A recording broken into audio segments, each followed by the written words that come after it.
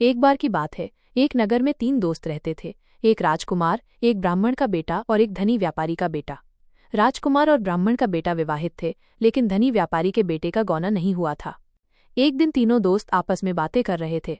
ब्राह्मण के बेटे ने कहा, जिस घर में स्त्री नहीं होती वो घर भूतों का डेरा होता है। ये सुनकर धनी व्यापारी के बेटे ने तुरंत अपनी पत्नी को लाने का फैसला किया। उसके माता पिता ने उसे बहुत समझाया कि इस समय शुक्र ग्रह अस्त है और ऐसे में बहू बेटियों को विदा करना शुभ नहीं होता। लेकिन धनी व्यापारी का बेटा नहीं माना और अपनी पत्नी को लाने के लिए ससुराल चला गया। ससुराल में भी उसे रोकने की बहुत कोशिश की गई, लेकिन वो अपनी जिद पर अड़ा रहा। आखिरकार ससुराल वालों को झुकना पड़ा और उन्होंने अपनी बेटी को विदा कर दिया। विदाई के बाद पति पत्नी जैसे ही गांव से बाहर निकले, उनकी बैलगाड़ी का पहिया निकल गया और बैल की टांग टूट गई। दोनों को चोट लगी, लेकिन फिर भी वे चलते रहे। थोड़ी दूर जाने पर उन्हें डाकुओं ने लूट लिया। जैसे तैसे वे घर पहुंचे तो घर पहुंचते ही धनी व्यापारी के बेटे को एक सांप ने काट लिया। उसके पिता ने वैद्य को बुलाया तो वैद्य ने कहा कि 3 दिनों में जहर का असर होगा और वो मर जाएगा।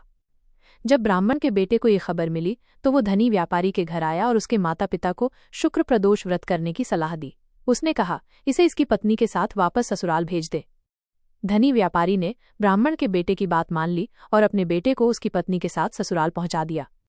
धनी व्यापारी और उसकी पत्नी ने शुक्र प्रदोष व्रत किया और भगवान शिव से अपने बेटे की लंबी आयु की कामना की। व्रत के प्रभाव से धीरे धीरे उसके बेटे की हालत ठीक होने लगी और वो पूरी तरह से ठीक हो गया। शुक्र प्रदोष व्रत का महत्व।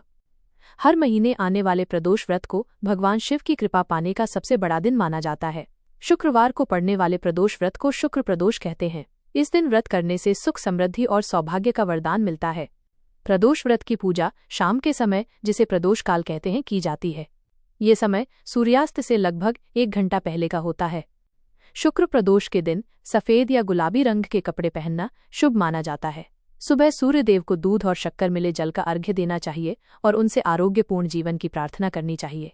प्रदोष काल में भगवान शिव पार्वती की पूजा और आराधना करने से उनकी पूरी कृपा प्राप्त होती है।